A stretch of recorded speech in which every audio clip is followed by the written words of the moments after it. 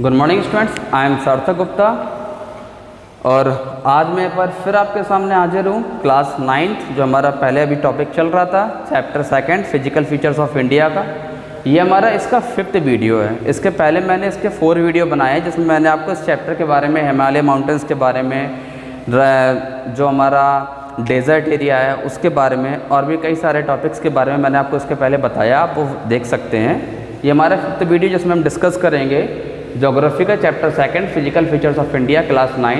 इसका जो टॉपिक है आज हमारा वो है द पेनिनसुलर प्लेट्यू।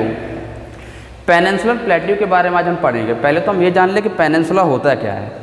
जो लैंड 3 साइड से वाटर से पूरी तरीके से घिरी हुई होती है, समझ रहे हो ना।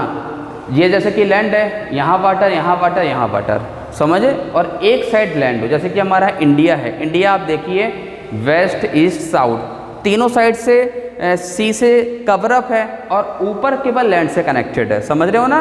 तो ऐसे टाइप की जो लैंड को ही हम पेनिनसुला लैंड बोलते हैं। और प्लेट्यू किसको बोलते हैं? प्लेट्यू जस्ट लाइक अ टेबल लैंड। टेबल लैंड कैसे? जैसे घरों में टेबल रखी रहती है ना, बीच में बिल्कुल फ्लैट ज़मीन और उसके ऊपर थोड़ी ऊंचाई में एक काफ़ी ज़्यादा मतलब ज़मीन हो, लैंड हो, या दोनों तरफ आप देख सकते हो बिल्कुल मतलब एक काफ़ी, जैसे कि एक एग्जाम्पल मैं आपको देता हूँ।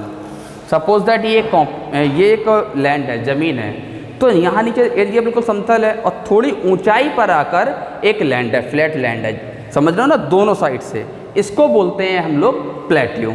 ओके, समझ आया ना आपको। सो अब हम डिस्कस करेंगे पेनिनसुला प्लेट्यू में। पहला टॉपिक है हमारे जो प्लेट्यू है, पहले तो ये देख लो, ये एक साउथ में है, एक नॉर्थ में है।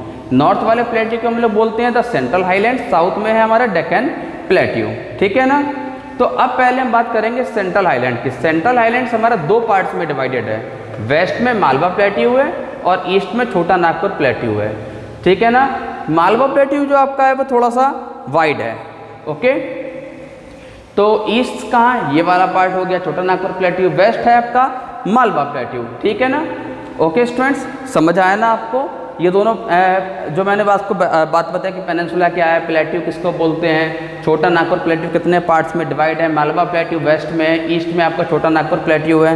ओके, तो अब हम इसके बाद में बात करेंगे वेस्टर्न घाट्स और ईस्टर्न घाट्स की। ये आपका बहुत ही इंपॉर्टेंट क्वेश्चन भी है क्योंकि ये एग्जाम में आपको पूछा भी जाएगा कि डिफरेंस बिटवीन वेस्टर्न घाट्स और ईस्टर्न घाट्स, और ये 3 से 5 नंबर के बीच का क्वेश्चन आ सकता है। तो मैं आपको इसके पहले कुछ पॉइंट्स बता दूं जो इंपॉर्टेंट पॉइंट्स हैं कि जो वेस्टर्न घाट्स है ये वेस्ट टू डेक्कन प्लेट्यू, मतलब डेक्कन प्लेट्यू के ये आपके वेस्ट साइड में है और ईस्टर्न घाट्स डेक्कन प्लेट्यू के आपके ईस्ट साइड में है। जो वेस्टर्न घाट्स की जो घाट्स की हाइट है वो 900 से लेकर 1600 मीटर्स तक है और ईस्टर्न घाट्स की जो हाइट है वो लोअर देन 600 मीटर और मिनिमम 600 मीटर, मतलब या तो 600 मीटर होगी या उससे कम ही होगी, ज़्यादा नहीं होगी इससे। ये कॉन्टिन्यूस पैरेलल है वेस्टर्न कोर्स, मतलब बराबर जो जितने भी यहाँ से कोर्स निकले हैं वो सब पैरेलल एक दूसरे के, और ये डिसकॉन्टिन्यूस हैं। कई सारी नदियाँ आपस में आके मतलब यहाँ से निकली हुई हैं और वो सीधे सीधे समुद्र में जाके मिक्सअप हो जाती हैं, मिल जाती हैं। ओके, अब हम बात करेंगे द कोस्टल प्लेन्स की।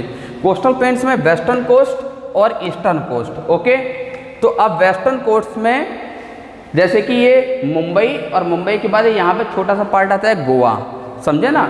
तो मुंबई से लेकर गोवा तक या इनके बिटवीन की अगर आप बात करेंगे तो पड़ता है हमारा कोंकण कोस्ट, और सबसे नीचे मलाबार कोस्ट पड़ता है, और इन दोनों के बीच में कोंकण और मलाबार कोस्ट के बीच में पड़ता है कन्नड़ कोस्ट। ओके, अब हम ईस्टर्न कोस्ट की बात करेंगे तो नॉर्थन सिरकार और कोरोमंडल कोस्ट। नॉर्थन सिरकार मतलब ऊपर वाला पार्ट हो गया, ये जो मैंने एरो बनाया आप ये देख सकते हो यहाँ से, ये नॉर्थन सिरकार हो गया, और कोरोमंडल कोस्ट वाला पार्ट ये हो गया आपका।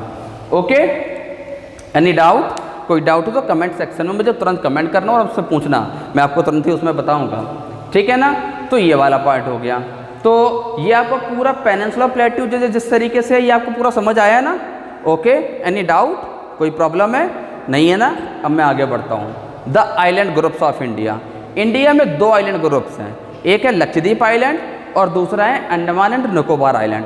जो लक्षद्वीप आइलैंड है ये आपका अरेबियन सी में लाई करता है, और जो अंडमान निकोबार आइलैंड है ये आपका कहाँ लाई करता है? वे ऑफ बंगाल सी में, बंगाल की खाड़ी जिसको आपने नाम हिंदी में सुना होगा, जो हमारे वेस्ट बंगाल और जो बांग्लादेश के नीचे वाला पार्ट पड़ता है ना, जो दूसरा कंट्री बांग्लादेश हमारा पड़ोसी देश है उसके नीचे, उस समुद्र को हम लोग बोलते हैं बे ऑफ बंगाल। वहाँ पे हमारा अंडमान एंड निकोबार आइलैंड और अरेबियन सी में हमारा लक्षद्वीप आइलैंड। लक्षद्वीप आइलैंड जो है वो 32 स्क्वायर किलोमीटर है, इसकी कैपिटल है कवराती, और अंडमान निकोबार की कैपिटल है पोर्ट ब्लेयर। अंडमान निकोबार दरअसल 2 ग्रुप ऑफ आइलैंड में बटा हुआ है, अंडमान नॉर्थर्न पार्ट है और निकोबार साउथर्न पार्ट है। समझ रहे हो ना, जो ऊपर वाले आइलैंड ग्रुप्स हैं वो अंडमान है, जो नीचे वाले हैं वो कौन से हैं, निकोबार आइलैंड ग्रुप्स। यहाँ पे एक वॉल्केनो भी है जो हर 40 से 50 साल में एक बार फटता जरूर है, और ये दरअसल इक्वेटर के बिल्कुल क्लोज में है, तो यहाँ का जो क्लाइमेट है काफ़ी ह्यूमिड रहता है, बारिश तो यहाँ पे होती है बराबर, और थिक फॉरेस्ट है, बड़े बड़े घने घने जंगल्स हैं यहाँ पर, और कई सारे आइलैंड पर जाना ही बैन है क्योंकि वहाँ पे बहुत ही ज़्यादा घने जंगल्स हैं, वहाँ जाना खतरे से खाली नहीं होगा। और दूसरी बात क्या है, यहाँ पर rich variety of flora fauna काफ़ी ज़्यादा है, चाहे लक्षद्वीप को ले लो आप, चाहे अंडमान एंड निकोबार को ले लो, ठीक है ना। तो इसके पहले के जो मैंने 4 वीडियो पोस्ट किए हुए हैं आप उसको ज़रूर देखें। उसके बाद ये टॉपिक आपका आएगा पेनिनसुलर प्लेटू और आइलैंड ग्रुप्स। आज ये चैप्टर आपका पूरा कंप्लीट हो चुका है। किसी भी तरह का आपको कोई भी डाउट हो तो आप मुझे कमेंट बॉक्स में कमेंट कर सकते हैं और मैं आपको ज़रूर उसमें बताऊंगा। और आपको इसके अलावा अब जो आपके दूसरे पार्ट्स हैं ज्योग्राफी, हिस्ट्री, सिविक्स, इकोनॉमिक्स के, वो भी मैं आपको जल्द से जल्द किसी न्यू चैप्टर को लेके मैं पोस्ट करूंगा। तब तक के लिए थैंक यू।